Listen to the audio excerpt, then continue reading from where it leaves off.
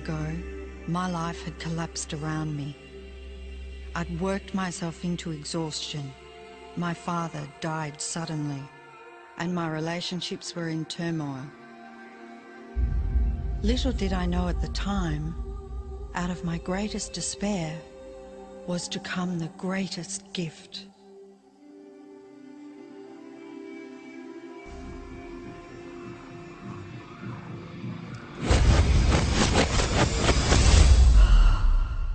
I'd been given a glimpse of a great secret.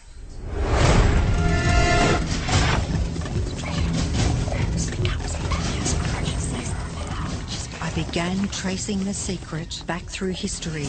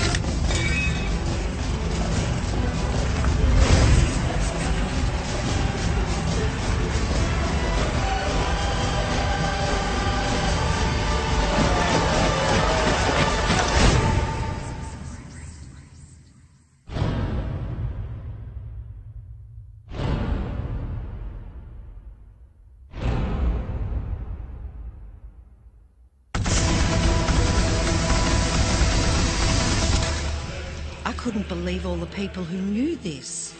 They were the greatest people in history.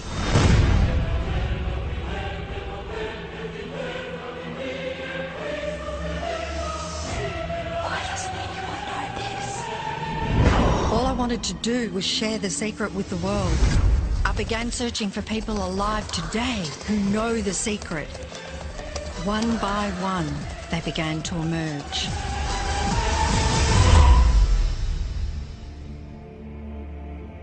You know, this secret gives you everything you want. Happiness, health, and wealth. You can have, do, or be anything you want. We can have whatever it is that we choose. I don't care how big it is. What kind of a house do you want to live in? Do you want to be a millionaire? What kind of a business do you want to have? Do you want more success? What do you really want? I've seen many miracles take place in people's lives. Financial miracles, miracles of physical healing, mental healing, healing in relationships. All of this happened because of knowing how to apply the secret. This is the great secret of life.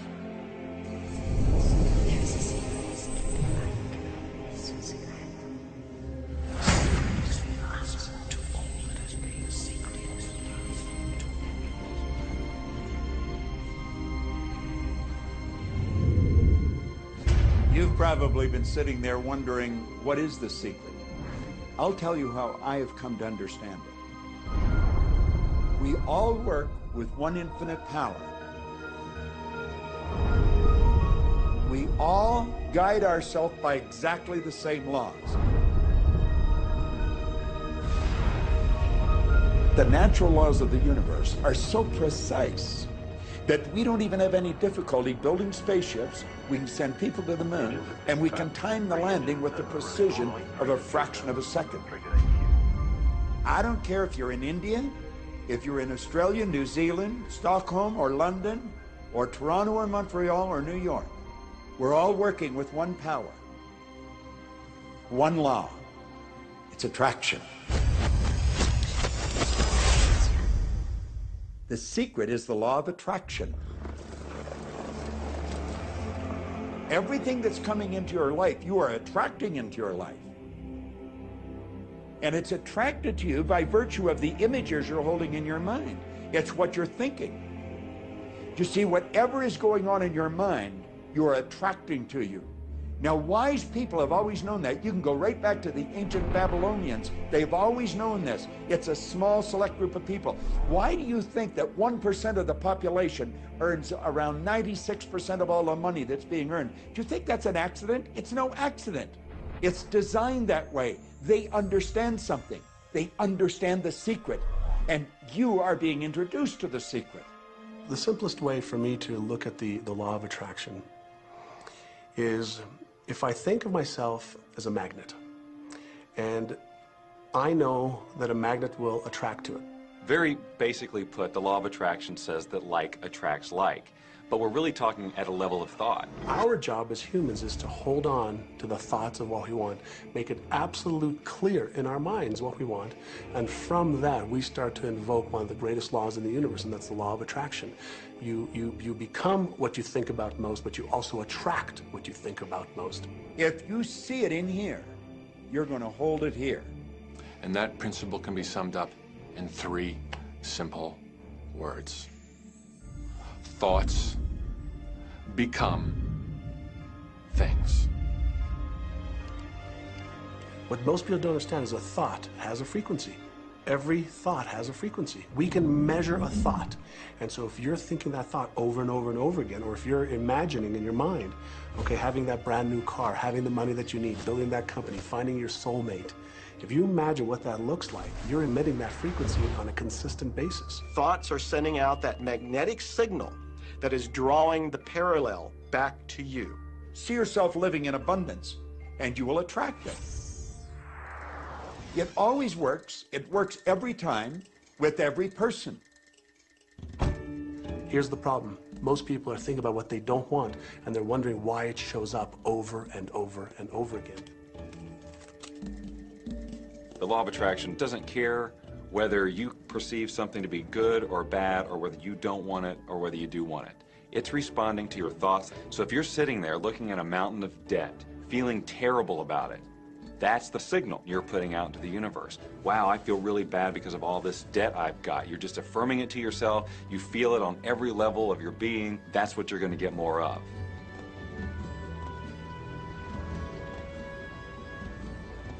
So when you're looking at that thing you want and you're saying yes to it, you're activating a thought. And the law of attraction is responding to that thought and bringing you things that match that.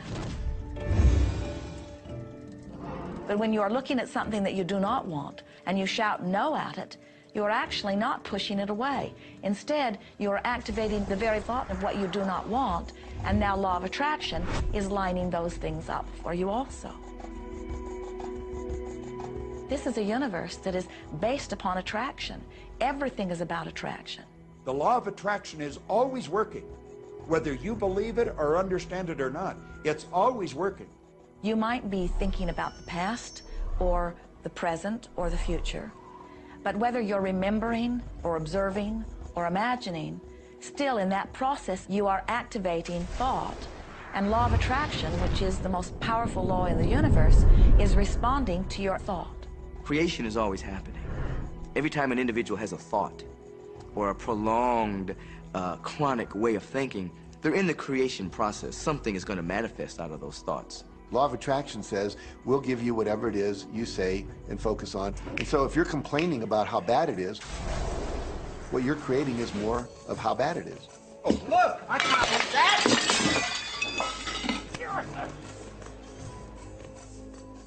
I had a student named Robert.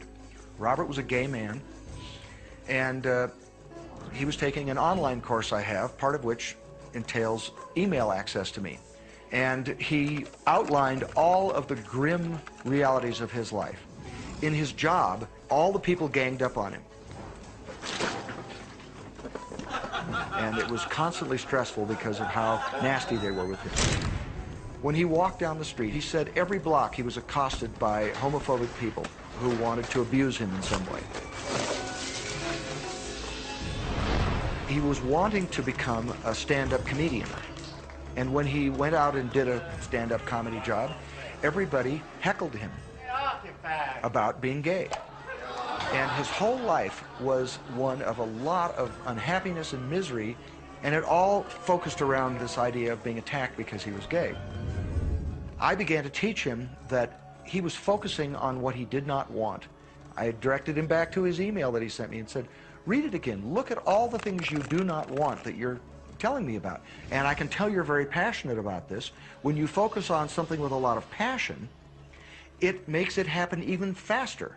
And then he really started taking this thing about focusing on what you want to heart. And he began really trying it. What happened within the next 6 to 8 weeks was absolutely a miracle. He said that all the people in his office that had been harassing him either transferred to another department, quit working at the company, or started totally leaving him alone, and he began to love his job. He noticed that when he was walking down the street that nobody came up to him and harassed him anymore. They just weren't there. I'm a very, very gay man. When he went and did his stand-up comedy routines, he started getting standing ovations and nobody was heckling him. His whole life changed because he changed from focusing on what he did not want, what he was afraid of, what he wanted to avoid, to focusing on what he did want. So we may be very positive in our outlook and orientation, and we tend to attract positive people and positive events and circumstances. We may be very negative in our orientation, or very angry, in which case we tend to attract negative, angry people and negative, angry circumstances. And so you end up attracting to you the predominant thoughts that you're holding in your awareness, whether those thoughts are conscious or whether they're unconscious. That's the rub. If you look very carefully when it comes to the secret and the power of our mind and the power of our intention in our daily lives, it's all around us. All we got to do is open our eyes and look. You see law of attraction evidenced in your society when you see that the one who speaks most of illness has it, when you see that the one who speaks most of prosperity has it. Law of attraction is evident everywhere around you if you are understanding what it is. It has to do with you being a magnet, attracting thought, attracting people, attracting events, attracting lifestyle. Indeed, everything that you bring into your experience, you bring because of this powerful law of attraction. I mean, I'm not talking to you from the point of view of just wishful thinking or imaginary craziness. I'm talking to you from a deeper, basic understanding. Quantum physics really begins to point to this discovery. It says that you can't have a universe without mind entering into it, that the mind is actually shaping the very thing that is being perceived. Now, if you don't understand it, doesn't mean you should reject it. You don't understand electricity, probably. First of all, no one even knows what electricity is, and yet you enjoy the benefits of it. Do you know how it works? I don't know how it works, but I do know this, that you can cook a man's dinner with electricity, and you can also cook the man. People oftentimes, when they begin to understand the great secret, become frightened of all of these negative thoughts that they have. Two things they need to be aware of. One, it has been proven now scientifically that an affirmative thought is hundreds of times more powerful than a negative thought. So that eliminates a degree of worry right there. You live in a reality where there is this buffer of time, and truly that serves you. You're really not wanting to be in an environment where your thoughts manifest immediately.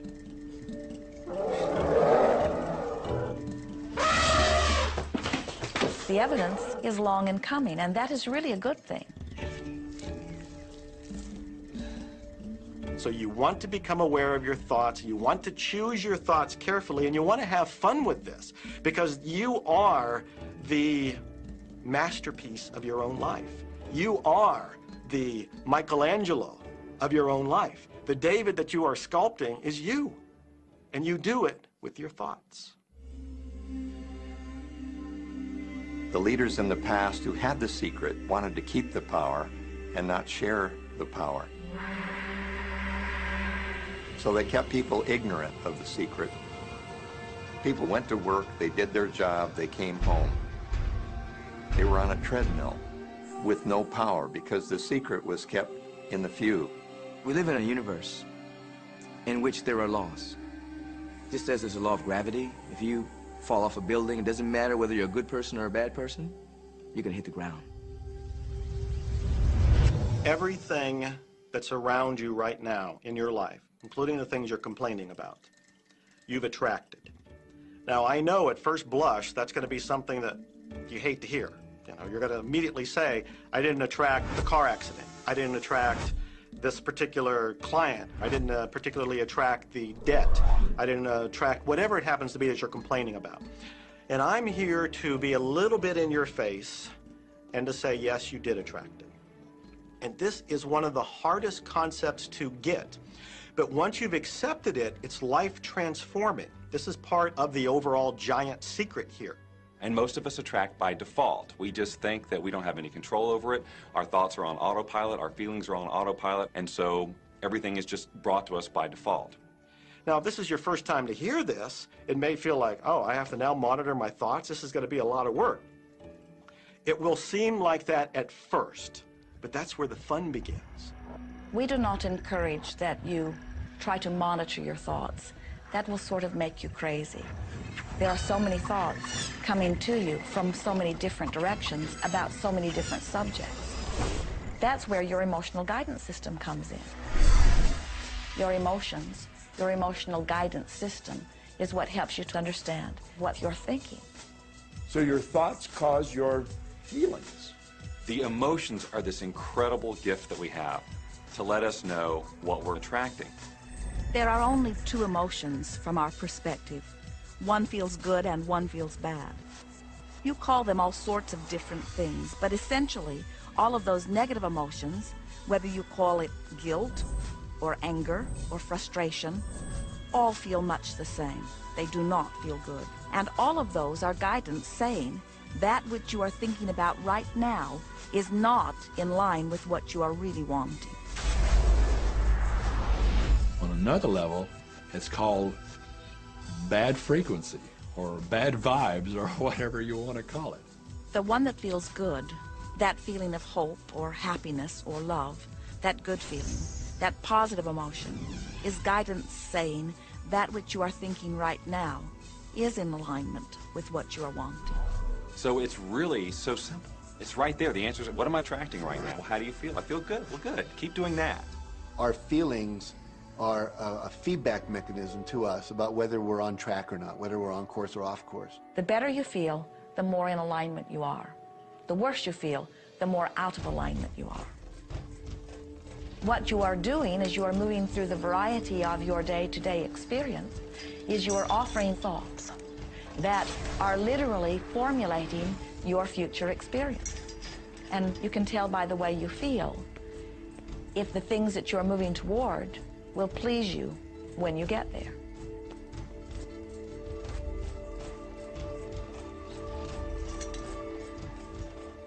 Whatever it is you're feeling is a perfect reflection of what is in the process of becoming. And you're getting exactly what you're feeling about, not so much what you're thinking about. That's why people, if they stub their toe out of bed, they tend to spiral.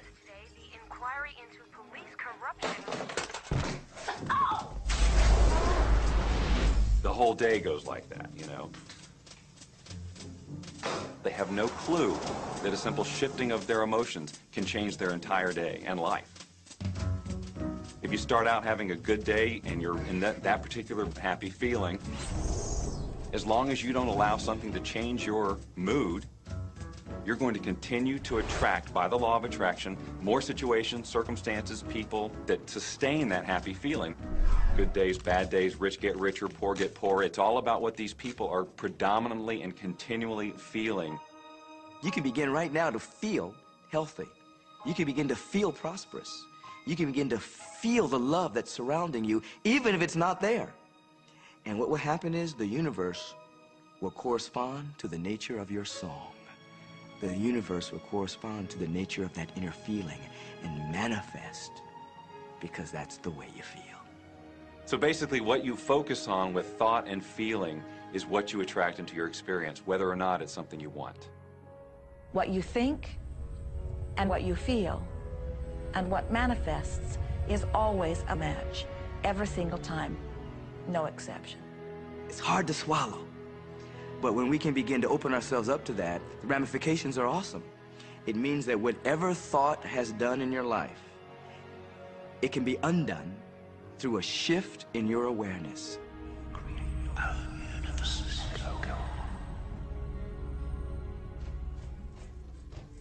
It's really important that you feel good, because this feeling good is what goes out as a signal into the universe and starts to attract more of itself to you. So the more you can feel good, the more you will attract the things that help you feel good, and it'll keep bringing you up higher and higher. When you're feeling down, do you know that you can change it like that? Put on a beautiful piece of music. Start singing. That'll change your emotion. Or think of something beautiful. Think of a baby. Maybe one you love. And dwell on it. Really keep that thought in your mind. Block everything out but that thought. I guarantee you'll start to feel good. This principle applies to your family pet, for instance, which I believe are wonderful because they put you in a great emotional state. When you feel love for your pet, that's a great state of love. It's going to bring goodness into your life. What a gift that is. And when you begin to get the hang of this, when you begin to guide your thoughts based upon the way they feel, and you begin to notice the correlation between what you're feeling and thinking and what's coming back to you, before you know it, you will know that you are the creator of your own reality. And those who are watching from a distance will stand in amazement at the perfect life you live. Since I learned the secret and started applying it to my life has truly become magical. I think the kind of life that everybody dreams of, and I live on a day-to-day basis. I live in a $4.5 million mansion. I have a wife to die for. I get to vacation in all the fabulous spots of the world. I've climbed mountains, I've explored, I've been on safaris. And all of this happens and continues to happen because of knowing how to apply the secret.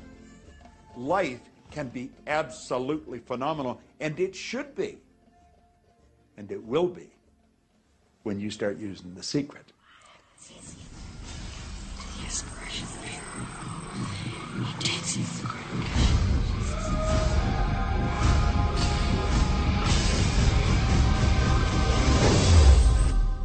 Well, a lot of people ask me what their job is in the creative process and what the job of the universe is. So let's look at that for a moment. Let's use this metaphor. If you think about Aladdin and his lamp, you've probably heard of that one. I mean, Aladdin picks up the lamp, and he dusts it off, and out pops the genie.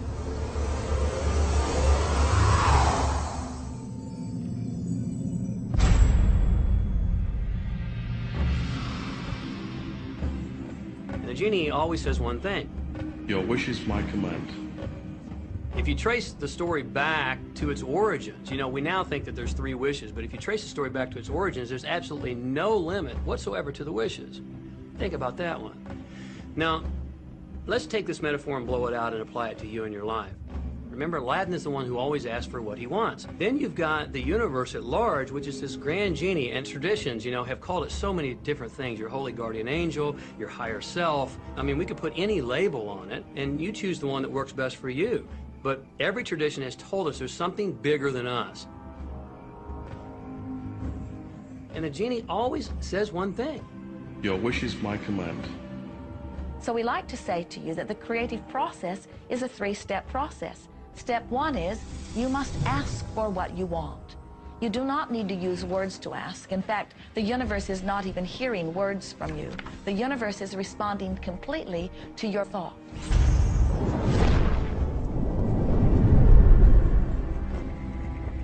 What do you really want? Sit down and write it out on a piece of paper. Write it in the present tense. You might begin by writing, I am so happy and grateful now that, and then explain how you want your life to be in every area. And this is really fun. This is like having the universe as your catalog, and you flip through it and you go, well, I'd like to have this experience, and I'd like to have that product, and I'd like to have a person like that. It is you just placing your order with the universe. It's really that easy. The second step is answer, an answer to what you're asking. And that is not your work in your physical form. The universe will do that step for you. All of the universal forces are responding to the thoughts that you have set into motion. Your wish is my command. And the universe will start to rearrange itself to make it happen for you. Most of us have never allowed ourselves to want what we truly want because we can't see how it's going to manifest. If you do just a little research, it is going to become evident to you that anyone that ever accomplished anything did not know how they were going to do it. They only knew they were going to do it. You don't need to know how it's going to come about. You don't need to know how the universe will rearrange itself. You don't know how. It'll be shown to you. You will attract the way. So then our friends say, something must be going terribly wrong because I know I am asking, so where's my stuff? And we say, you are asking. You are completing step one. You can't help but do that. The universe is answering every time, no exception. But there is another step that you must understand, and it is called step 3, which is the receiving step, which means you must bring yourself into alignment with what you're asking for. When you're in alignment with what you want, you feel wonderful. That's what enthusiasm is. That's what joy is. That's what appreciation is. That's what that feeling of passion is. But when you are feeling despair or fear or anger, those are strong indicators that you are not right now in alignment with what you're asking for. And so when you begin to realize that the way you feel is everything, and you begin to direct your thoughts based upon how they feel, little by little, you can find the feeling place of it, and now you are one with it, and now it must manifest into your experience.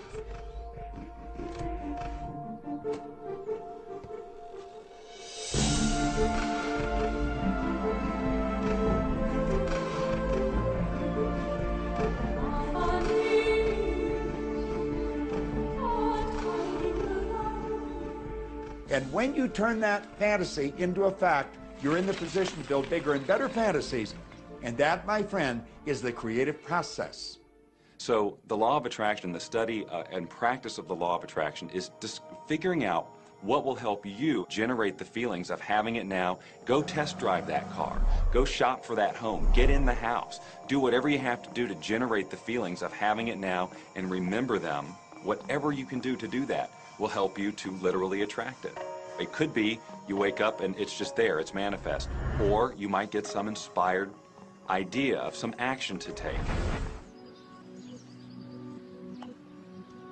You certainly shouldn't be going, well, I could do it this way, but man, I would hate that, because you're not on the right track if that's the case. Action will sometimes be required, but if you're really doing it in line with what the universe is trying to deliver, it's going to feel joyous, you're going to feel so alive, time will just stop, you could do it all day. The universe likes speed. Don't delay, don't second guess, don't doubt. When the opportunity's there, when the impulse is there, when the intuitive nudge from within is there, act. That's your job. And that's all you have to do. You will attract everything that you require. If it's money you need, you'll attract it. If it's people you need, you'll attract it. If it's a certain book you need, you'll attract it. You've got to pay attention to what you're attracted to. Because as you hold images of what you want, you're going to be attracted to things and they're going to be attracted to you. But it literally moves into physical reality with and through you. And it does that by law. You can start with nothing.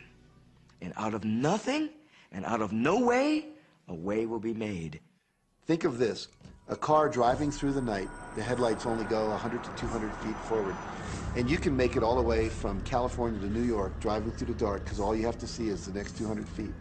And that's how life tends to unfold before us. And if we just trust that the next 200 feet will unfold after that, and the next 200 feet will unfold after that, your life will keep unfolding, and it will eventually get you to the destination of whatever it is you truly want because you want it.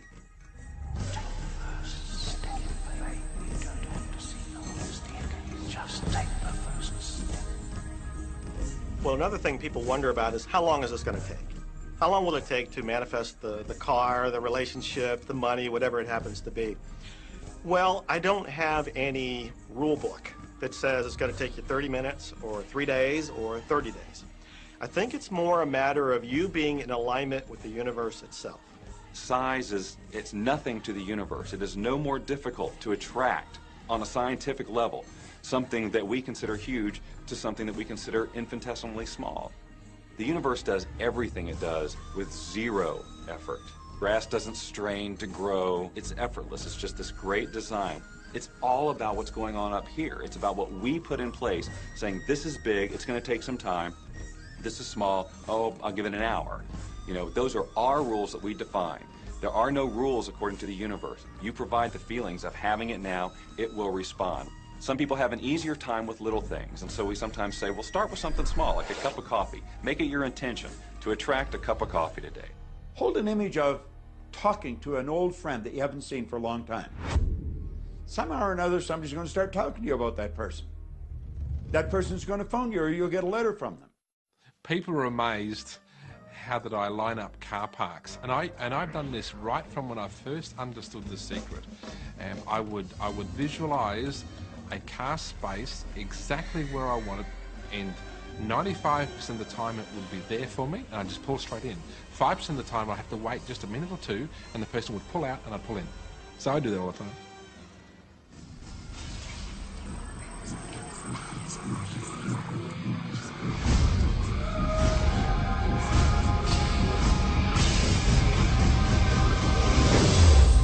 A lot of people feel stuck or in prison or confined by their current circumstances. And I'm trying to point out that whatever your circumstances right now, that is only your current reality. And current reality will begin to change as a result of watching this and beginning to use The Secret. But sometimes it feels like you're stuck because you continue to think the same thoughts over and over again. And so you tend to get the same results over and over again. And the reason is because most people offer the majority of their thought in response to what they are observing. You see, if you're just looking at what is, then you're just thinking about what is. And when you think about what is, law of attraction gives you more of it. And then if you just observe what is, then you're just thinking about what is. And law of attraction gives you more of what is. And then if you just observe what, we've been over this, haven't we? You have to find a way that you are approaching what is through a different vantage point. Most people look at their current state of affairs and they say, this is who I am. That's not who you are. That's who you were. You see, if you look at your current state of affairs right now, let's say, for instance, that you don't have a lot of money in your bank account, or you don't have the relationship that you want, or your health and fitness isn't up to par. That's not who you are. That's the residual outcome of your past thoughts and actions. So we're constantly living in this residual, if you will, of the thoughts and the actions we've taken in the past. When you look at your current state of affairs and define yourself by that, then you doom yourself to have nothing more than the same in the future. All that we are is the result of what we thought. Okay, what can you do right now to begin to turn your life around? I'll tell you 2 or 3 things. Start making a list of things to be grateful for. Start with that, because this shifts your energy. It starts to shift your thinking. Where before this exercise, you might be focusing on what you don't have, and you might be focusing on your complaints, and you might be focusing on whatever the problems are. When you do this exercise, you start to go in a different direction. You start to be grateful for all the things that you feel good about. Gratitude is absolutely the way to bring more into your life. Every man knows that when his wife's appreciating him for the little things he does, what does he want to do? He wants to do more. It's always about appreciation. It pulls things in. It attracts support. I've said for many years that whatever we think about and thank about, we bring about. Because that's that feeling that you have to have, you know. And so for me, it's been such a powerful exercise every morning to get up and say thank you. Every morning when my feet hit the floor, thank you. And then I start running through what I'm grateful for as I'm going to brush my teeth and do the things I do in the morning. And I'm not just thinking about them and doing some rote routine, but I'm putting it out there and I'm feeling the feelings of gratitude. Because as soon as you start to feel differently about what you already have, you will start to attract more of the good things, more of the things you can be grateful for. Because you can look around and say, well, look, I don't have the car I want, I don't have the house I want, I don't have the health I want, I don't have the spouse I want. Oh, back up, back up. Those are all the things you don't want. Focus on what you already have that you're grateful for. And it might be you have the eyes to watch this. It might be the clothes that you have. Yes, you might prefer something else, and you might get something else pretty soon if you start feeling grateful for what you have. I think everybody goes through times when they say, oh man, things aren't working right, or things are going bad, and there were some things going on in my family, and I found a rock. I was just sitting here holding this rock. You might see me carrying around. I found a rock. I stuck it in my pocket, and I said, you know what? Every time I touch this rock, I'm going to think of something that I'm grateful for. And so every morning when I get up in the morning, I pick it up off the dresser, I put it in my pocket, and I go through the things that I'm grateful for. At night, what do? You empty your pocket, and there it is again. And I've had some different experiences with that. I've had some amazing experiences. I had a guy from South Africa, and he saw me drop it. He said, what is that? Well, what's that? I explained it to him, so he started calling it a gratitude rock. Gratitude rock. 2 weeks later, I got an email from him, from South Africa. And he said, my son is dying from a rare disease. It's a type of hepatitis. He said, would you send me 3 gratitude rocks? Now, they're just rocks I found off the street, you know? So I said, sure. I had to make sure that the rocks were very special. And so I went out to the stream, looked, picked out the right rocks, and sent them off to him. 4 or 5 months later, I get an email from him. He said, my son's better. He's doing terrific.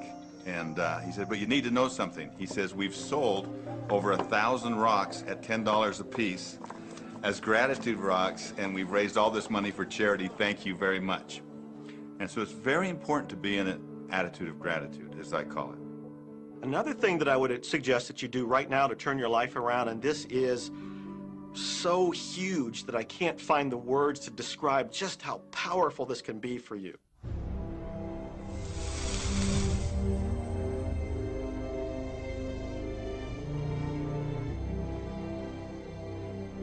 I took the visualization process from the Apollo program and instituted it during the 1980s and 90s into the Olympic program.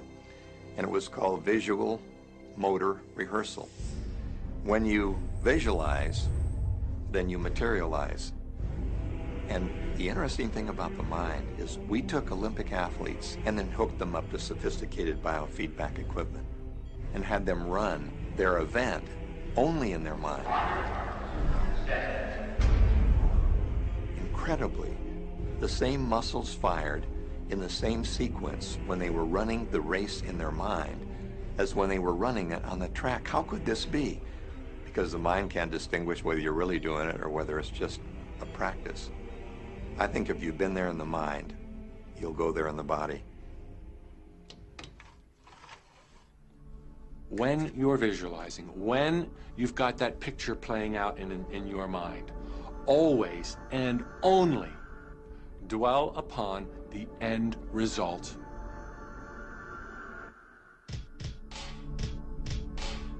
Here's an example. Look at the back of your hands right now. Really, look at the back of your hands. The color of your skin, the freckles, the blood vessels, the rings, the fingernails, the fake fingernails. Take in all those details right before you close your eyes. And then see those hands, your fingers, wrapping around the steering wheel of your brand new car.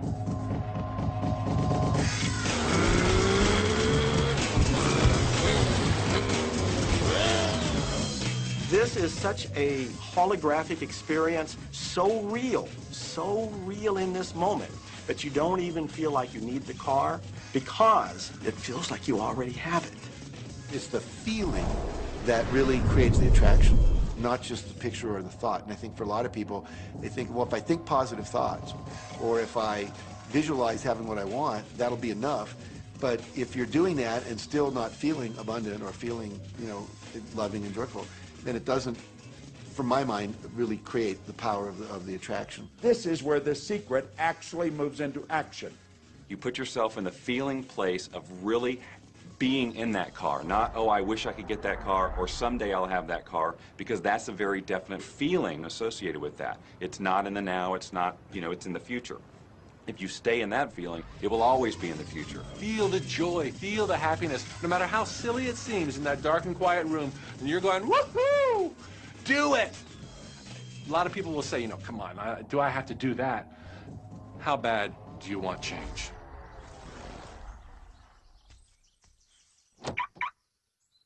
Now that feeling and that inner seeing will begin to be an open doorway through which the power of the universe will begin to express.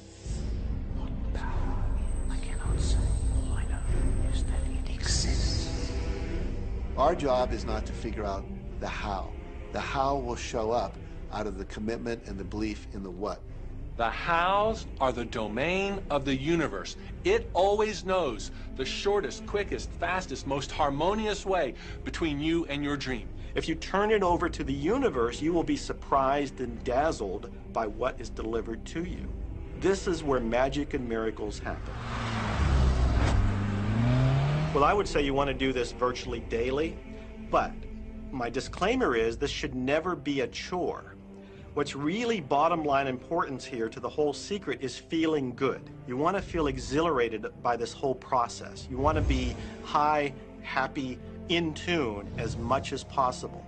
The only difference between people who really are living this way and people who aren't, living in the magic of life, is that the people who are living in the magic of life have habituated ways of being. They have habituated this process, and magic happens with them wherever they go, because they remember it and they do it all the time, not as a one-time event.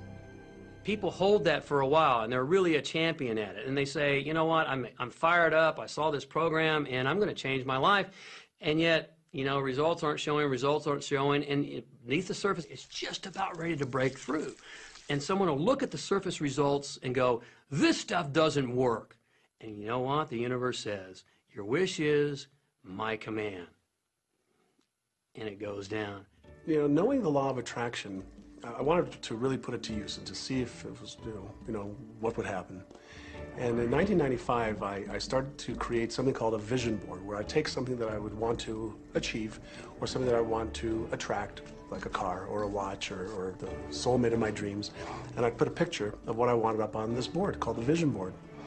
And every day I would sit in my office and I would look up at this board and I would start to visualize. I would really get into the state of having already acquired it. And I was getting ready to move as we put all the furniture, all the boxes put into storage. And I made 3 different moves over a period of 5 years. And then I ended up in California and bought this house, renovated it for a year, and then had all the stuff brought from my former home 5 years earlier. One morning, about 7:30 in the morning, my son comes into my office, and one of the boxes that was sealed for 5 years was right at the doorstep. And my son, Keenan, was sitting on the box, banging away at the box, and I said, sweetheart, will you please stop me? I'm doing some work here. And he says, what's in the boxes, Daddy? And I said, well, honey, those are my vision boards. What's a vision board? I said, well, it's where I put all my goals up. I cut them out and I put all my goals up as something that I want to achieve in my life. And of course, at 5.5 years old, he didn't understand it. So I said, sweetie, let me just show you, because that'll be the easiest way to do it. And so I cut the box open. And when I pulled up the vision boards, there was a picture on there of a home that I was visualizing 5 years earlier. And what was shocking to me was we were living in that house, not a house like it. I had bought my dream home, renovated it, and didn't even know it. But I looked at that house, I started to cry because I was just blown away. Why are you crying? Honey, I finally understand how the law of attraction works. I finally understand the power of visualization. I finally understand everything that I've read, everything that I've worked with my whole life, the way I've built companies. It worked for my home as well. And I bought our dream home and didn't even know it.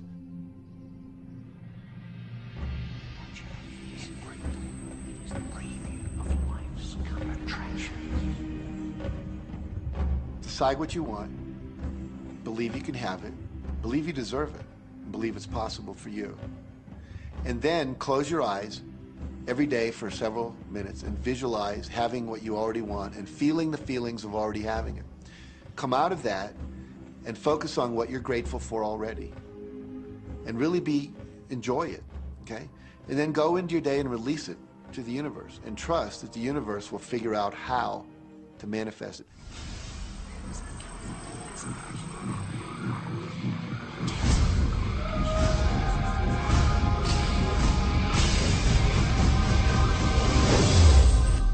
No, The Secret was definitely a real transformation for me because I grew up in a family where my dad was very negative, thought that rich people were people that had ripped everyone off, thought that anyone who had money, you know, must have deceived somebody. And so I grew up with a lot of beliefs about money, that if you had it, it made you bad. Only evil people have money. And, you know, money doesn't grow on trees. That was a big one. Who do you think I am, Rockefeller? That was one of his favorite phrases. So I grew up truly believing that life was difficult, that it was hard, you had to struggle. And it was only when I met W. Clement Stone that I literally began to shift my life. Whatever the mind of man can conceive and achieve. When I was working with Stone, he said, I want you to set a goal that's so big that if you achieved it, it would blow your mind. And you would know it's only because of what I've taught you that you would have achieved this goal. Well, at the time, I was making about $8,000 a year. And for some reason, I wanted something that was really measurable. So I said, I want to make $100,000 in a year. And I had no idea how I could do that. I saw no strategy, no possibility, but I just said, I'm going to declare that, I'm going to believe it, I'm going to act as if it's true, and release it. And so I did that. And one of the things he taught me was every day to close your eyes and visualize the goal as if it's already achieved. And I had actually made a $100,000 bill that I put on the ceiling. So the first thing I'd see when I woke up, I'd look up and there it was. It would remind me that this was my intention. And then I would close my eyes and visualize having this $100,000 a year lifestyle. And interestingly enough, nothing major happened for about 30 days. You know, I didn't have any great breakthrough ideas. No one was offering me more money. And all of a sudden, I was in the shower. It was about 4 weeks into it, and I had a $100,000 idea. It just came right into my head. I had a book I had written, and I said, if I could sell 400,000 copies of my book at a quarter each, that'd be $100,000. Now, the book was there, but I never had this thought. And one of the secrets, I think, is that when you have inspired thought, you have to trust it, and you have to act on it. Now, I didn't know how to do that. I didn't know how I was going to sell 400,000 copies. We'd never done that. And then I saw the National Enquirer at the supermarket. I had seen that millions of times, and it was just background. And all of a sudden, it jumped out at me as foreground, and I thought, wow, if readers knew about my book, certainly 400,000 people would go out and buy it. And about 6 weeks later, I gave a talk at Hunter College in New York to 600 teachers, and this lady comes up at the end and she says, that was a great talk. I'd like to interview you. Let me give you my card. And I said, who do you write for? I'm a freelancer, but I sell most of my stuff to the National Enquirer. You know, and I had this little theme from the Twilight Zone went off in my head. Nah, nah, nah, nah, nah, nah. You're like, whoa, this stuff's really working. So that article came out, and our book sales started to take off. But the point I want to make is that I was attracting into my life all these different events, including this person. And to make a long story short, I did not make $100,000 that year. We made $92,327. But do you think we were like depressed and going, this doesn't work? No, we were going, whoa, this is amazing. And so my wife said to me, wow, if it works for 100,000, you think it'd work for $1 million? And I said, I don't know. I think so. Let's try it. My publisher actually wrote me a check as a royalty check for our first Chicken Soup for the Soul book. And he actually put a smiley face in his signature because it was the first $1 million check he'd ever written. And so I know from my own experience, because I wanted to test it, does this secret really work? And when we put it to the test, it absolutely worked. And now I live my life from that every single day. Well, I can just imagine what a lot of people that are watching this are thinking. And that is, how can I attract more money into my life? How can I get more of the green stuff? How can I get more wealth and prosperity? How can I, when I love my job, deal with the credit card debt that I have? And the realization that maybe there's a ceiling on the money that can come in because it's coming to me through my job. How can I bring in more? Intended. This goes back to one of the things we've been talking about throughout the whole secret. Your job is to declare what you would like to have from the catalog of the universe. Well, if cash is one of them, say how much you would like to have. I would like to have $25,000 unexpected income within the next 30 days. or whatever it happens to be. It should be believable for you. Most people have a goal of getting out of debt. That'll keep you in debt forever. Whatever you're thinking about, you will attract. You'll say, but it's get out of debt. I don't care if it's get out or get in. If you're thinking debt, you're attracting debt. Set up an automatic debt repayment program and then start to focus on prosperity. So many times people say to me, well, I'd like to double my income in the next year. But then you look at their actions and they're not doing the things that are going to make that happen. And they'll turn right around and go, well, I can't afford that. Okay, guess what? Your wish is my command. As you are fussing about not having enough money, as you are talking to your friend about not having enough money, as you are feeling unhappy about not having enough money, you're actually activating within yourself or continuing the activation of a thought that is very different from the desire that you have launched. What it just comes down to is you just can't want more money and focus upon not enough. When I first understood the secret, I was getting bills. Every day I'd get a bunch of bills in the mail. And I thought, how do I turn this around? The law of attraction states that what you focus on, you will get. So I got a bank statement. I whited out the total and I put a new total in there. I put exactly how much I wanted to see in the bank. So I thought, what if I just visualize checks coming in the mail? So I just visualize a bunch of checks coming in the mail. Within just 1 month, things started to change. And it is amazing. Today, I just get checks in the mail. I get a few bills, but I get more checks than bills. I grew up on you have to work hard for money, you have to work hard for money. And so I replaced that with money comes easily and frequently. Now, in the beginning, it feels like a lie, right? There was a part of your brain that will say, oh, you liar, it's hard. So you have to know it's this little tennis match that will go on for a while. When it comes to creating wealth, wealth is a mindset. It's all about how you think. I'd say 80% of my coaching that I do one-on-one with folks is about their psychology and the way they think. And I know when people are listening, they say, oh, well, you can do it, I can't. Every person has the capability to change the way they're in a relationship and conversation with money. I find so many people who maybe make a tremendous amount of money, but their relationships stink. That's a technical term, by the way. And that's not wealth. It really isn't. You know, you can go after the money and you might get rich, but it doesn't guarantee you'll be wealthy. I'm not suggesting that money isn't a part of wealth. It absolutely is. But it's only a part. And then I meet a lot of people who are quote-unquote spiritual, but they're sick and broke all the time. That's not wealth either. Life is meant to be abundant in all areas.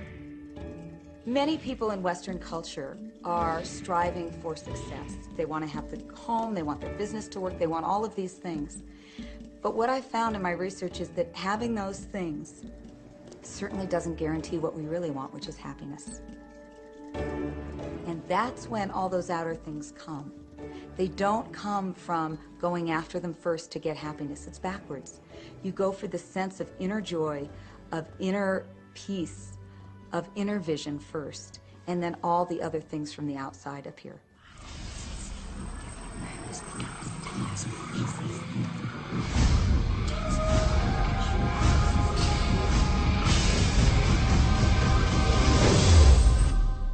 The secret means for me actually that we are creators of our universe, and that every wish of what we want to create will manifest in our life.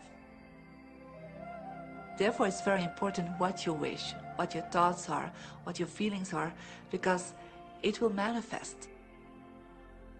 Now, one day I went into somebody's home, and he was an art director of a very famous film producer. And in every corner, he had this beautiful image of a woman, a naked woman dressed with a fabric, kind of doing this, kind of saying, oh, I don't look at you, I don't see you, you know. And I said, I think you have trouble in your romance. Are you a clairvoyant or something? No, but look, 7 places you have exactly that woman. But I love that kind of painting. I painted it myself. That's even worse, I said, because you put all your creation and your creativity in it. Now, he's this gorgeous-looking man. He has all these actresses around him because that's the work he does. He doesn't get romance. I said, what do you want? Well, I want to date 3 women a week. Okay, paint yourself with 3 women and hang it in every corner.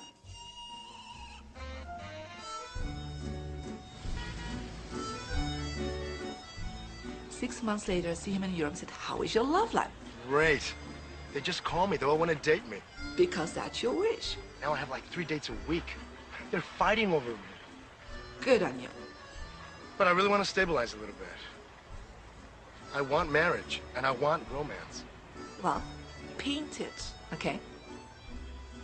So he painted a beautiful romantic relationship. And a year later, he got married and is very happy. Because he put another wish out. But he wished it in himself for years, but it did not happen. Because his wish could not manifest because the outer level of himself, his house, was just contradicting himself all the time. So if you know this knowledge, you should start playing with it. Inside relationships, it's important to first understand who's coming into the relationship. And I don't mean about your partner, I mean about you. How can you ever expect anyone else to enjoy your company if you don't enjoy your own company? And so, again, the law of attraction, or the secret, is about bringing that into your life, and you've got to get really, really clear. Here's the question I would ask you to consider. Do you treat yourself the way that you want other people to treat you? You become the solution for you. Don't like, now you owe me and you need to give me more. Instead, give more to yourself. Take time off to give to yourself, in a sense, to fill yourself up to fullness, to where now you can overflow in giving. I got into many relationships expecting my partner to show me my beauty. I needed to see him showing me my beauty because I didn't feel beautiful. Because when I was growing up, my sheroes were Charlie's Angels, or the Bionic Woman, Wonder Woman. And though they were wonderful women, none of them looked like me. It wasn't until I stopped and I fell in love with Lisa, full lips, round hips, mocha skin, afro, that the rest of the world began to fall in love with Lisa. There's something so magnificent about you. I have been studying me for 44 years. I want to kiss myself. Because you're going to get to love yourself. I'm not talking about conceit. I'm talking about a healthy respect for yourself. And as you love yourself, you'll love others. Sometimes people will say, those people at work are so negative, or the man I live with is so angry, or my children are so worrisome to me. And we say, you must orient yourself to the best part of those people who surround you. We encourage that you get a notebook and that you make a list of the positive aspects of the people that you spend a lot of time with.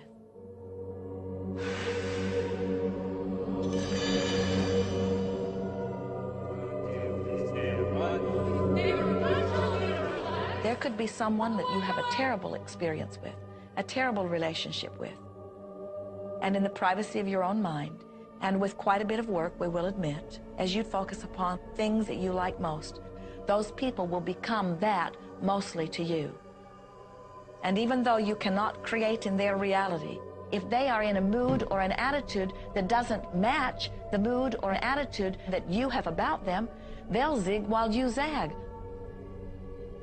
Law of attraction will not put you in the same space together.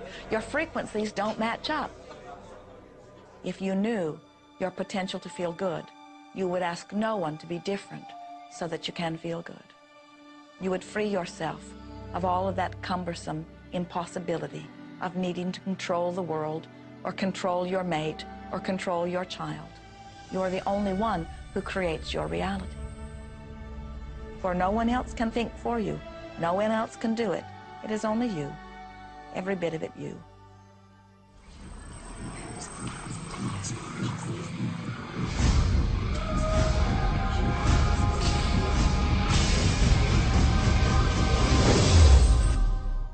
It's important to recognize that our body is really the product of our thoughts. We're beginning to understand in medical science the degree to which the nature of thoughts and emotions actually determines the physical substance and structure and function of our bodies. We've known in the healing arts of a placebo effect. A placebo is something that supposedly has no impact and no effect on the body, like a sugar pill or something.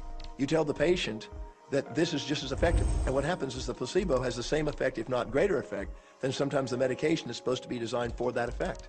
So they found out that the human mind is the biggest factor in the healing arts. more so than sometimes the medication. If somebody is in a situation where they're sick and they have an alternative to try to explore what is in their mind creating it versus using medicine, if it's an acute situation that could bring death to them, then obviously the medicine is a wise thing to do while they explore what the mind is about. So you don't want to negate medicine. Every form of healing has a place. There is only a stream of well-being that flows, you know. It is a stream of pure positive energy. And the universe, all that we know, is abundant with only that. This is a world that is based upon well-being, and well-being dramatically abounds. And when you are allowing that stream to flow in its fullness, you feel very, very good. And when you are pinching it off a bit, you feel not so good. There is only a stream of goodness or well-being which you are allowing or not. And your magnificent emotions are telling you what the mix is, how you're doing in your allowing or your resisting of this connection. You know people who have had terminal disease. Stop and think of the word dis-ease. Hyphenate the word. That's a body that's not at ease. We've got 1,000 different diagnoses and disease out there. They're just the weak link. They're all the result of one thing: stress. And you put enough stress on the chain, you put enough stress on the system, and one of the links breaks. Our physiology creates disease to give us feedback, to let us know we have an imbalanced perspective and we're not loving and we're not grateful. So the body's signs and symptoms are not something terrible. The question that's frequently asked is when a person has manifested a disease in their body temple or some kind of discomfort in their life, through the power of right thinking, can it be turned around? And the answer is absolutely yes. On November 23rd, I was diagnosed with breast cancer. I truly believed in my heart, with my strong faith, that I was already healed. During the day, all day long, I would just say, thank you for my healing. On and on and on I went, thank you for my healing. I believed in my heart I was healed. I saw myself as if cancer was never in my body. One of the things I did to heal myself was to watch very funny movies. That's all we would do, is just laugh, laugh, laugh. We couldn't afford to put any stress in my life because we knew stress was one of the worst things you can do while you're trying to heal yourself. From the time I was diagnosed, which was November 23rd, to the time I was healed totally was approximately 3 months. And that's without radiation and chemotherapy.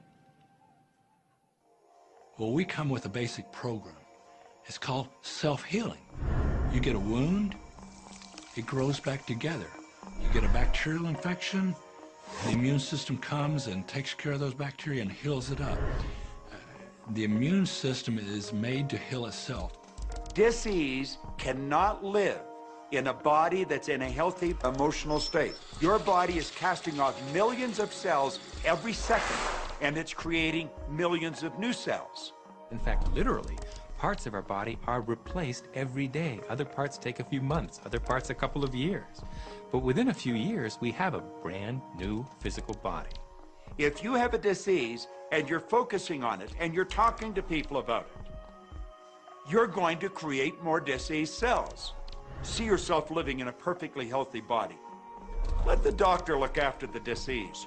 Can you feel the difference between having painful arthritis in your hips and feeling fearful about it, or having painful arthritis in your hips and feeling hopeful about it? The difference between fearful and hopeful is the difference between recovery or not. Happier thoughts lead to essentially a happier biochemistry, a happier, healthier body. Negative thoughts, stress, have been shown to seriously degrade the body and the functioning of the brain, because it's our thoughts and emotions that are continuously reassembling, reorganizing, recreating our body. Remove physiological stress from the body, and the body does what it was designed to do. It heals itself. I've seen kidneys regenerated. I've seen cancer dissolved. I've seen eyesight improve and come back. I always say that incurable means curable from within.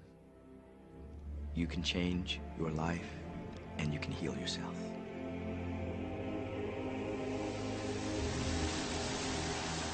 Well, my story begins on March 10, 1981. It really changed my whole life. It was a day I'll never forget. I crashed an airplane.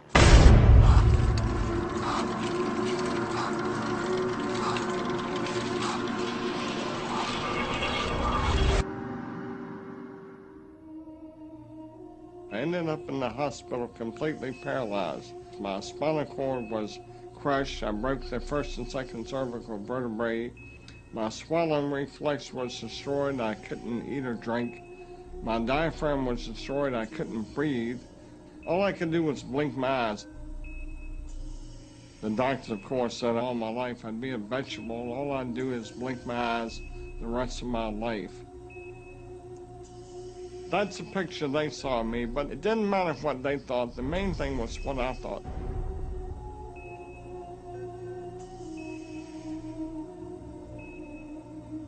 I picture myself being a normal person again, walking out of that hospital. The only thing I had to work with in the hospital was my mind. As long as you have your mind, you can put things back together again. I was hooked to a respirator, and they said I'd never breathe on my own again because my diaphragm was destroyed. But this little voice kept saying to me, breathe deep, breathe deep.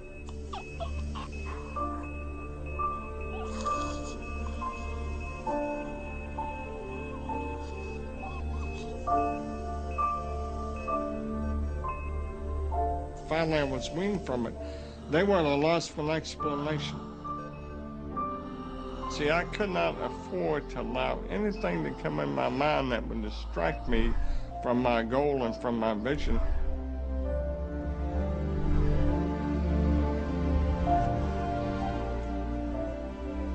Well, I set a goal to walk out of the hospital on Christmas. That was my goal.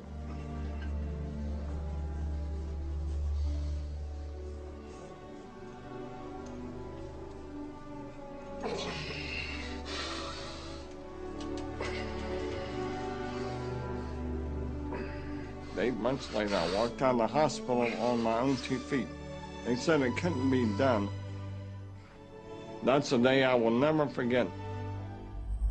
For people that are sitting out there right now watching this program that are hurting, if I wanted to sum up my life and sum up for people what they can do in life, I would sum it up this way in 6 words.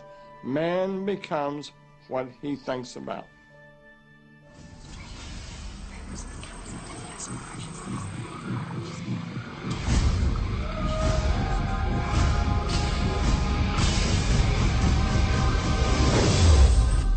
We notice that there are so many people who are living life in a very conditional way. They look out and they see things that are wonderful and they say, yes, we want more of those. We would vote for that. We would support that with our time and energy and money. But then they look out and they see things that they do not want, terrible things that they do not want to live and that they do not want to see others live. And they say, we've got to do something about getting rid of those things. But they don't realize that as they push against the unwanted, they add power to it. In this world, there is a war against poverty and a war against cancer and a war against teenage pregnancy and a war against terrorism and a war against violence and a war against terrorism. Did we mention that there's a war against terrorism? And all of this pushing against is only adding to, because you can't say no and make it go away. When you shout no, law of attraction is lining that up. The reason that what you resist persists is because if you're resisting something, you're saying, no, I don't want this thing because it makes me feel this way, the way I'm feeling right now. So you're just putting out this really strong emotion of, wow, I really don't like this feeling, and it's there, and it just comes racing towards you. You know, the anti-war movement creates more war. The anti-drug movement has actually created more drugs because we're focusing on what we don't want, drugs. People will say, well, shouldn't I focus upon that? That is true. And we say, that is like saying, because someone gave their attention to something they did not want long enough that now it is manifested, I should do it too. And we say, we don't really understand that reasoning. Mother Teresa was brilliant. She said, I will never attend an anti-war rally. If you have a peace rally, invite me. You know, she knew. She understood the secret. I mean, look what she manifested in the world. So if you're anti-war, be pro-peace. If you're anti-hunger, be pro people having more than enough to eat. If you're anti a particular politician, be pro his opponent. Often elections are tipped in the favor of the person that people are really against because he's getting all the energy and all the focus. You want to focus on what you want, not what you don't want. It's okay to notice what you don't want because that gives you contrast to say, well, this is what I do want. But the fact is that the more you talk about what you don't want or talk about how bad it is, read about all of that all the time, and then say, oh, how terrible it is, well, you're creating more of that. You know, so many times people say to me, well, James, I have to be informed. Maybe you have to be informed, but you don't have to be inundated.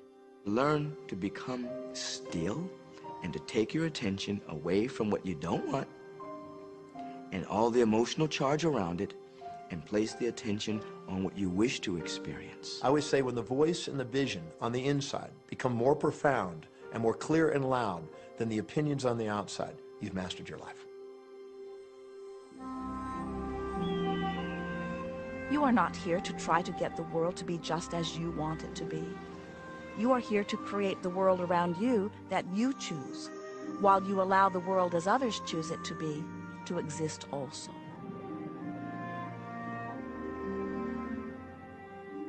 One of the questions I get almost all the time, and it's probably on somebody's mind right now if it's not on yours, and that's the idea that, well, if everybody uses The Secret and they all treat the universe like a catalog, aren't we going to run out of stuff? Won't everybody just make a run for it and bust the bank?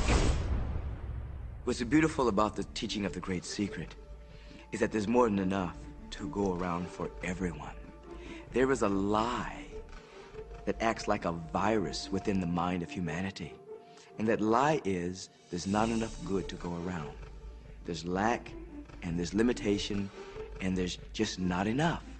That lie has people living in fear, greed, stinginess, and those thoughts of fear, greed, stinginess, and lack become their experience.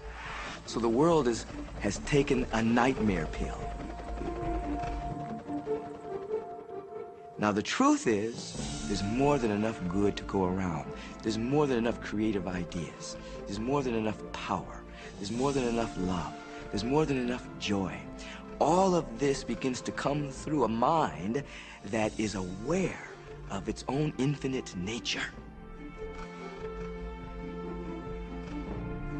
Every great teacher who's ever walked the planet has told us that life was meant to be abundant. And so, just when we think that resources are dwindling, we find new resources to achieve the same things. And so even though we say we have lack, it's because we don't open up our vision and see all of what's around us. You know, when everybody starts to live from their heart and go for what they want, they don't go for the same things. That's the beauty of this. We don't all want BMWs. We don't all want the same person. We don't all want the same experiences. We don't all want the same clothing. We don't all want fill in the blank. There's enough for everyone. If you believe it, if you can see it, if you act from it, it will show up for you. That's the truth. So let the variety of your reality thrill you as you get to choose from among it those things that you're wanting. And when you see something that you want in your experience, think about it. Find the feeling place of it. Get inside of it. Talk about it and write it down. Write a script about it. Make it your reality by becoming a match to it. And when you see those things that you're not wanting in your experience, do not talk about them. Don't write about them. Don't join groups that worry about them. Don't push against them. Do your best to ignore them. Remove your attention from the things that you do not want, while you give your undivided attention to the things that you do want. Most of the leaders in the past missed the great part of the secret, which is empowering and sharing with others. This is the best time to have ever been alive in history. It's the first time we've ever had the power to gain knowledge at our fingertips.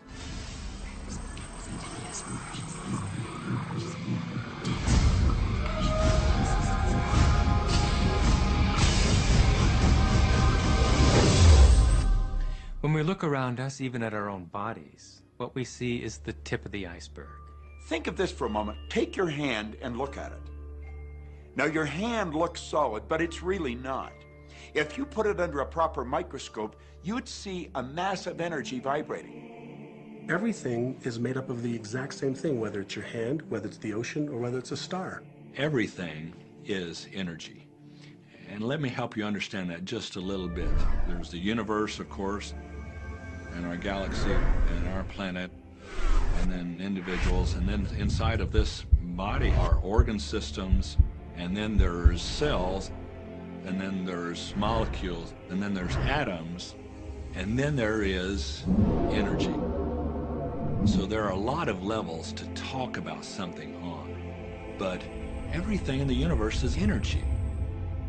I don't care what city you're living in, you've got enough power in your body, potential power, to illuminate the whole city for nearly a week. Most people define themselves by this finite body, but you're not a finite body. I mean, even under a microscope, you're an energy field. Well, what we know about energy is this. You go to a quantum physicist and you say, what creates the world? And he or she will say, energy. Well, describe energy. Okay, it can never be created or destroyed. It's always was, always has been. Everything that ever existed always exists. It's moving into form, through form, and out of form. Okay, great. You go to a theologian and you ask the question, what created the universe? And he or she will say, God. Okay, describe God. Always was and always has been, never can be created or destroyed, all that ever was, always will be, always moving into form, through form, and out of form. You see, it's the same description, just different terminology. And so if you think you're this meat suit running around, think again. You're a spiritual being. You're an energy field operating in a larger energy field. We're all connected. We just don't see it. There isn't an out there and an in here. Everything in the universe is connected. It's just one energy field. You are extensions of source energy, and you are here in these magnificent bodies, but your bodies have distracted you, for the most part, from who you really are. You are source energy. You are eternal beings. You are God force. You are that which you call God. Scripturally, we could say that we are the image and the likeness of God. We could say we are another way that the universe is becoming conscious of itself. We could say that we are the infinite field of unfolding possibility. All of that would be true. Every great tradition has told you that you were created in the image and the likeness of the creative source. That means that you have God potential and power to create your world, and you are. You are. And maybe you've created things to this point that are wonderful and worthy of you, and maybe you haven't. The question I'd ask you to consider is, do the results you have in your life, are they what you really want? And are they worthy of you? If they're not worthy of you, then when would now be the right time to change those? Because you have the power to do that. The power is You know, a lot of people feel like they're victims in life, and they'll often point to past events, perhaps growing up with an abusive parent or in a dysfunctional family. And I would add as a parenthesis here that most psychologists believe that about 85% of families are dysfunctional. So it's like all of a sudden you're not so unique. My parents were alcoholics, my dad abused me, my mother divorced him when I was 6. From the age of 13 to 18, I was involved in street gangs. I had a severe motorcycle accident. I was homeless at one point in Dallas. I lived in poverty for 15 years in Houston. When I was a child, I had learning difficulties, and I was considered learning disabled, and I was told I would never read, write, or communicate, never amount to anything, not go very far in life. I mean, that's almost everybody's story in some form or not. So that's just called so what. The real what is, what are you going to do now? What do you choose now? Because you can either keep focusing on that or you can focus on what you want. And when people start focusing on what they want, what they don't want falls away. And that part expands and the other part disappears. We are wanting you to come to the place where you're beginning to offer your thought deliberately, where you're guiding your thoughts on purpose, where you are the creator of your own experience because you are the manager of your own thought. The beautiful thing about the law of attraction is that you can begin where you are, and you can begin to think, real thinking, and you can begin to generate within yourself a feeling tone of harmony and happiness. The law will begin to respond to that. So now you start to have different beliefs, like there is more than enough in the universe, or you have the belief that everything goes right for me. Or you have the belief that I'm not getting older, I'm getting younger. We can create it the way we want it by using the law of attraction. And you can break yourself free from your hereditary patterns, cultural codes, social beliefs, and prove once and for all that the power within you is greater than the power that's in the world. Some of you may be thinking, well, that's very nice, but I can't do that, or she won't let me do that, or he'll never let me do that, or I haven't got enough money to do that, or I'm not strong enough to do that, or I'm not rich enough to do that, I'm not. Every single I'm not is a creation. Whether you can or you can't, you are right. Are there any limits to this? Absolutely. We are unlimited beings. We have no ceiling. The capabilities and the talents and the gifts and the power that is within every single individual on this planet is unlimited.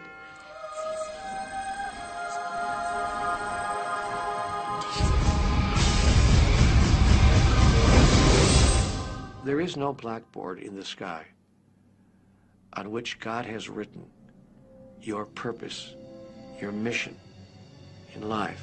There's no blackboard in the sky that says, Neil Donald Walsh, a handsome guy who lived in the first part of the 21st century, who, colon, then there's a blank, you know, and all I have to do to really understand what I'm doing here, why I'm here, is to find that blackboard and find out what God really has in mind for me. But the blackboard doesn't exist. So your purpose is what you say it is. Your mission is the mission you give yourself. Your life will be what you create it as, and no one will stand in judgment of it, now or ever. It took a lot of years for me to get this, because I grew up very much with this idea that, you know, there was something I was supposed to do, and if I wasn't doing it, I was like, God wouldn't be happy with me, you know? When I really got that my primary aim was to feel and experience joy, then I began to do only those things which brought me joy. We have a saying, you know, if it ain't fun, don't do it, you know? Joy, love, freedom, happiness, laughter. That's what it is. And if you've just experienced joy sitting there and meditating for an hour, by golly, do that. If you experience joy eating a salami sandwich, then do that. When I pet my cat, I'm in a state of joy. When I walk in nature, I'm in a state of joy. So I want to constantly put myself in that state. And when I do that, then all I have to do is have the intention of what I want, and what I want manifest. So inner happiness actually is the fuel of success. Anything that makes you feel good is always going to be drawing in more. You are listening to this right now. It's you that drew this into your life. It's your choice whether you want to take it and utilize it. If it feels good, if it doesn't feel good, then you know, let it go. Find something that feels good, that resonates with your heart.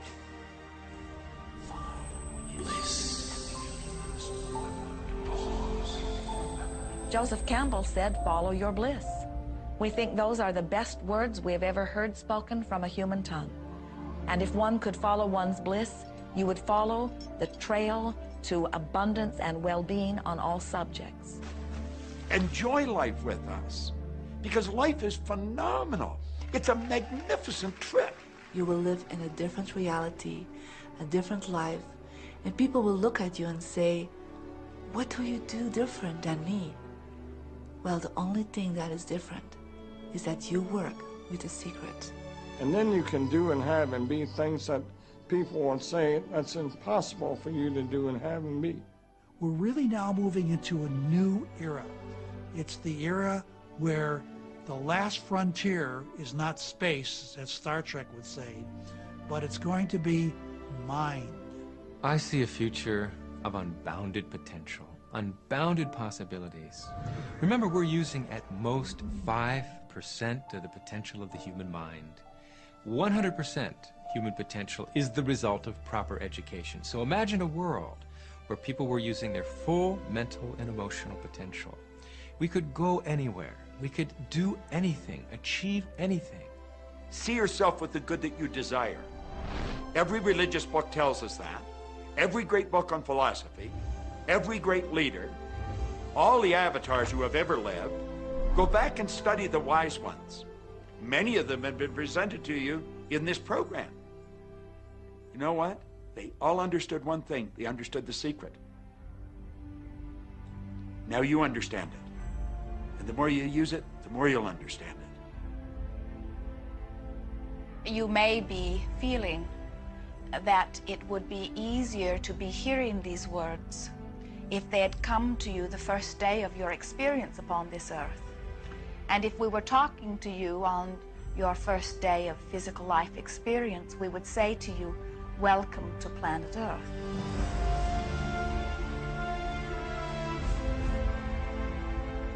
There is nothing that you cannot be or do or have. You are a magnificent creator, and you are here by your powerful and deliberate wanting to be here. Go forth, giving thought to what you are wanting, attracting life experience to help you decide what you want. And once you have decided, giving thought only unto that. Most of your time will be spent collecting data that will help you decide what it is you want. But your real work is to decide what you want and then to focus upon it. For it is through focusing upon what you want that you will attract it. That is the process of creating. I believe that you're great, that there's something magnificent about you. Regardless of what has happened to you in your life, regardless of how young or how old you think you might be, the moment you begin to think properly, there's something that is within you, there's power within you that's greater than the world, it will begin to emerge. It will take over your life. It will feed you. It will clothe you. It will guide you, protect you, direct you, sustain your very existence if you let it. Now that is what I know for sure.